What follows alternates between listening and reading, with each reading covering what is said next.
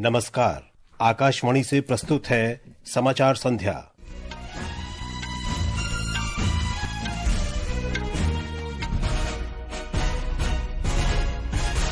दिल्ली विधानसभा चुनाव में लगभग 58% मतदान।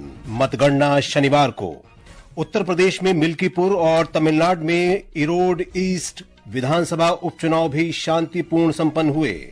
सूचना और प्रसारण मंत्री अश्विनी वैष्णव ने ओपन एआई के मुख्य कार्यकारी अधिकारी सैम अल्टमैन के साथ मुलाकात में संपूर्ण एआई स्टैक बनाने की कार्यनीति पर चर्चा की। प्रधानमंत्री नरेंद्र मोदी ने संगम पर स्नान को दिव्य जुड़ाव का क्षण बताया।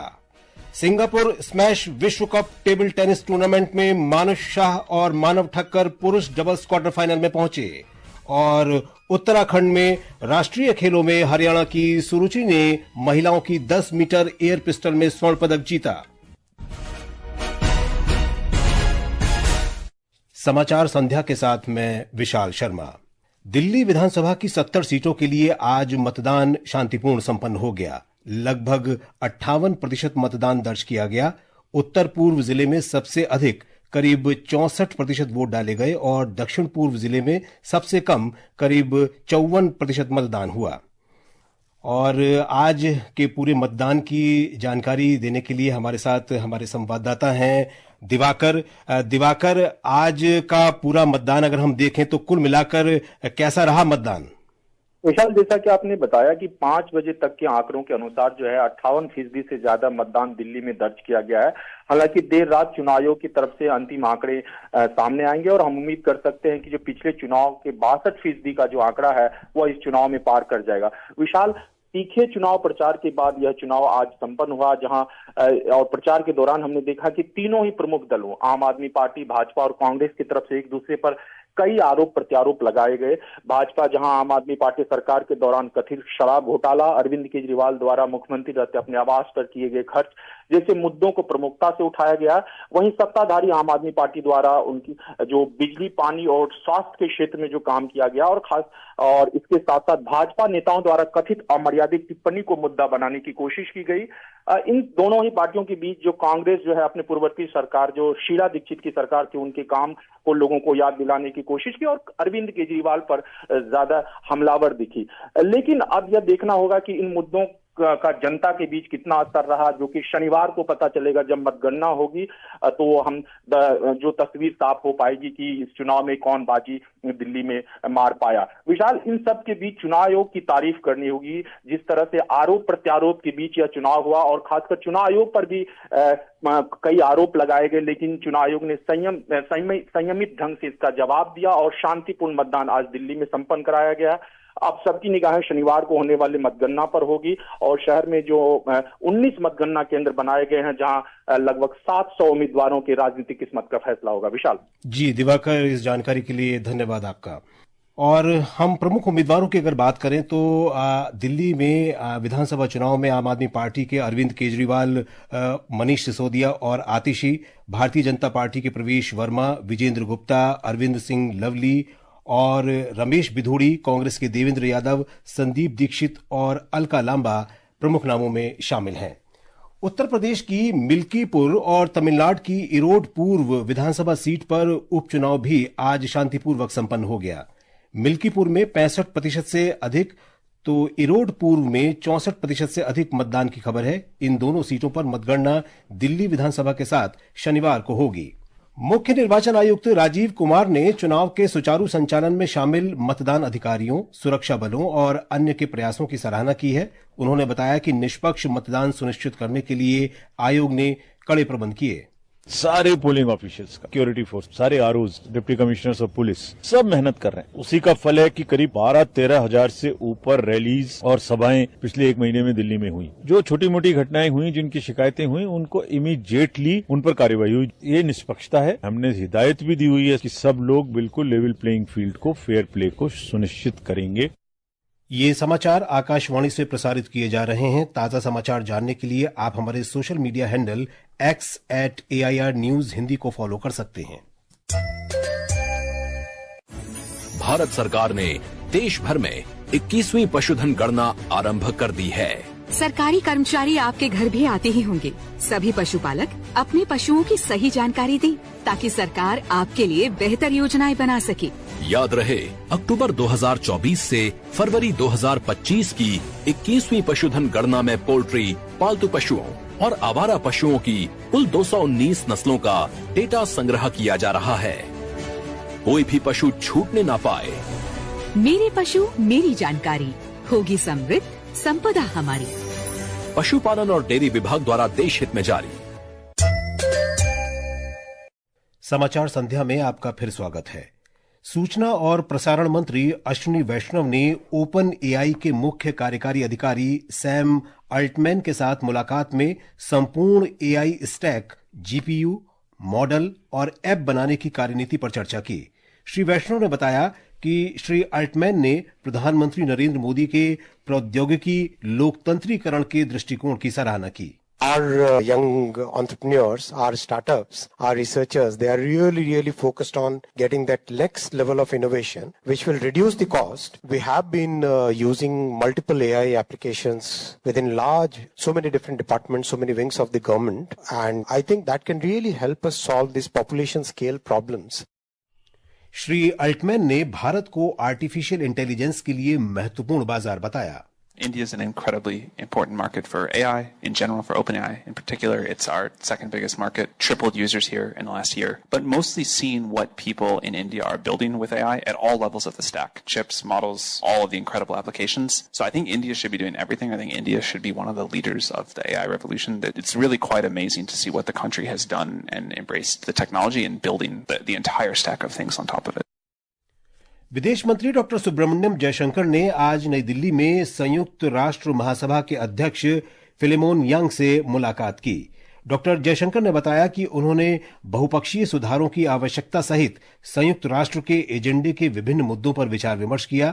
इसके अलावा क्षेत्रीय, वैश्विक और विकास से जुड़े मुद्दों पर भी बातचीत हुई। गृह मंत्री अमित शाह अगरतला में उम्मीदवारों को नियुक्ति पत्र वितरित किए जाने के कार्यक्रम में वर्चुअली शामिल हुए। श्री शाह ने कहा कि नियुक्ति पत्र प्राप्त करने वाले 2,800 से अधिक लाभार्थी प्रधानमंत्री नरेंद्र मोदी के विकसित त्रिपुरा और विकसित भारत के प्रयासों का हिस्सा बन गए हैं। श्री शाह ने कहा कि एक समय अशांति और भ्रष्टाचार का सामना कर रहा राज्य अब विकास के पथ पर अग्रसर है। एक जमाने में लैंड लॉक स्टेट के नाम से त्रिपुरा को जाना जाता था, आज लैंड लिंक स्टेट के रूप में जाना जाता है और त्रिपुरा के सर्वांगीण विकास के लिए एयरपोर्ट से लेकर रोड से लेकर जल संचय और इरिगेशन के लेकर कई सारे इनिशिएटिव भारत सरकार और त्रिपुरा सरकार ने दिए हैं। और सबसे बड़ा काम हुआ है, भारतीय जनता पार्टी की सरकार आने के बाद त्रिपुरा से भ्रष्टाचार और अशांति दोनों को मुक्त करने का काम हुआ है। और अब खबरें महाकुंभ से।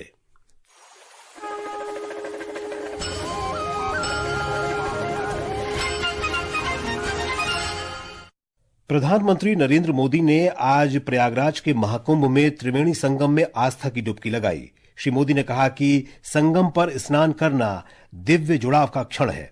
उन्होंने आशा व्यक्त की कि मां गंगा देशवासियों को शांति, ज्ञान, अच्छे स्वास्थ्य और सद्भाव का आशीर्वाद देंगी।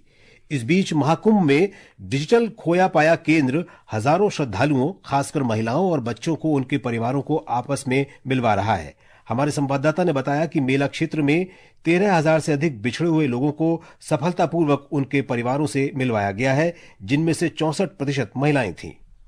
महाकुंभ केवल एक धार्मिक आयोजन नहीं बल्कि सेवा और सुशासन का प्रतीक बन गया है और इसी के तहत डिजिटल खोया पाया केंद्रों की स्थापना की गई है। इन केंद्रों में आर्टिफिशियल इंटेलिजेंस आधारित चेहरा पहचान प्रणाली, मशीन लर्निंग और बहुभाषी समर्थन जैसी अत्याधुनिक सुविधाएं हैं। आकाशवाणी समाचार से बात करते हुए एक महिला पुलिस कांस्टेबल सपना शर्मा ने बताया कि मेला क्षेत्र के सभी खोया पाया केंद्रों में अपने परिवार से अलग हुए पुरुषों, महिलाओं और बच्चों के लिए अलग अलग प्रतीक्षालय बनाए गए हैं। उन्होंने बताया कि अपनों से बिछड़ चुके श्रद्धालुओं को मनोवैज्ञानिक परामर्श भी दिया जा रहा है। जहाँ पे खोया पाया केंद्र पर जो फैमिली मेंबर्स आपस में बिछड़ जाते हैं तो खोया पाया केंद्र पर आते हैं, अपना रजिस्ट्रेशन कराते हैं आधार कार्ड, फोटो, अपना नाम बताते हैं। यहाँ पे रजिस्ट्रेशन होता है और उस महिला को या किसी पुरुष को या कोई बच्चा उसको यहाँ पे रखा जाता है। यहाँ पे उनके रहने की सुविधाएं हैं। इन खोया पाया केंद्रों पर भोजन, चिकित्सा कक्ष, शौचालय और अन्य आवश्यक सुविधाएं भी उपलब्ध कराई जा रही हैं ताकि किसी भी व्यक्ति को कोई असुविधा न हो। इन केंद्रों में उत्तर प्रदेश पुलिस, प्रशासनिक अधिकारी और यूनिसेफ समेत कई विभिन्न गैर सरकारी संगठन सक्रिय रूप से अपना योगदान दे रहे हैं। दीपेंद्र कुमार, आकाशवाणी समाचार, प्रयागराज।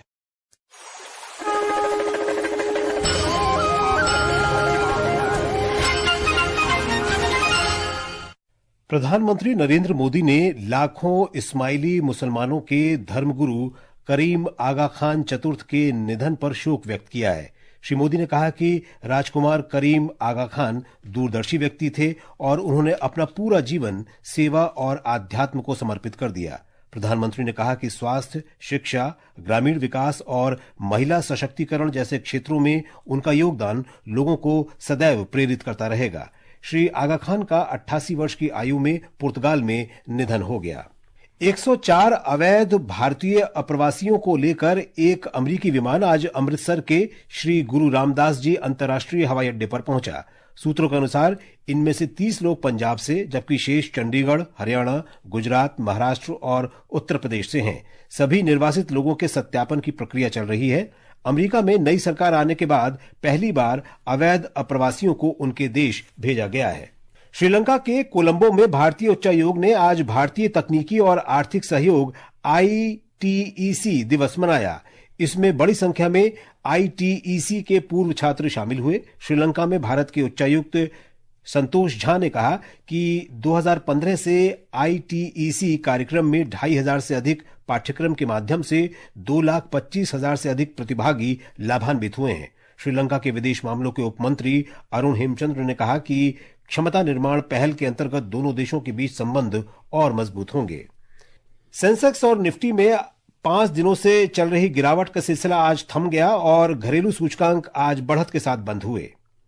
बम्बई शेयर बाजार का सेंसेक्स 312 अंक कम होकर 78,271 पर बंद हुआ। नेशनल स्टॉक एक्सचेंज का निफ्टी 43 अंक कम होकर 23,696 पर बंद हुआ। अंतर बैंकिंग विदेशी मुद्रा बाजार में रुपया डॉलर के मुकाबले 39 पैसे की गिरावट से रिकॉर्ड न्यूनतम स्तर 87 रुपये 46 पैसे प्रति डॉलर पर दर्ज हुआ और अंतर्राष्ट्रीय बाजार में ब्रेंट क्रूड $75.33 प्रति बैरल पर था। आकाशवाणी समाचार के लिए सोनू सूद। सिंगापुर स्मैश विश्व कप टेबल टेनिस टूर्नामेंट में भारत के मानुष शाह और मानव ठक्कर पुरुष डबल्स के क्वार्टर फाइनल में पहुंच गए हैं। प्री क्वार्टर फाइनल में उन्होंने हांगकांग के वान चुंग तिंग और यी क्वान तो को 3-0 से हराया। उत्तराखंड के देहरादून में 38वें राष्ट्रीय खेलों में आज निशानेबाजी में हरियाणा की सुरुचि ने 10 मीटर एयर पिस्टल का स्वर्ण पदक जीता। हमारी संवाददाता ने बताया है कि नौका चालन में सेना और मध्य प्रदेश के खिलाड़ियों का दबदबा रहा।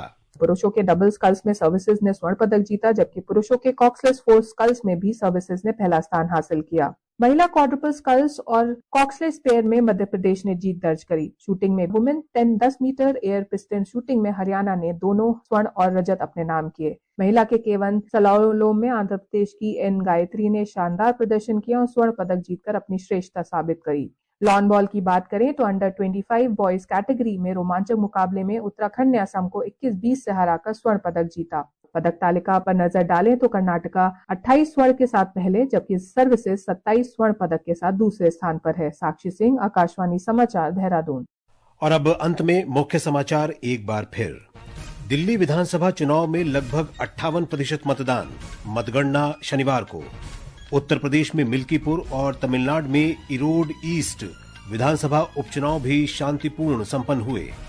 सूचना और प्रसारण मंत्री अश्विनी वैष्णव ने ओपन एआई के मुख्य कार्यकारी अधिकारी सैम अल्टमैन के साथ मुलाकात में संपूर्ण एआई स्टैक बनाने की कार्यनीति पर चर्चा की। प्रधानमंत्री नरेंद्र मोदी ने कहा है कि संगम पर स्नान करना दिव्य जुड़ाव का क्षण है।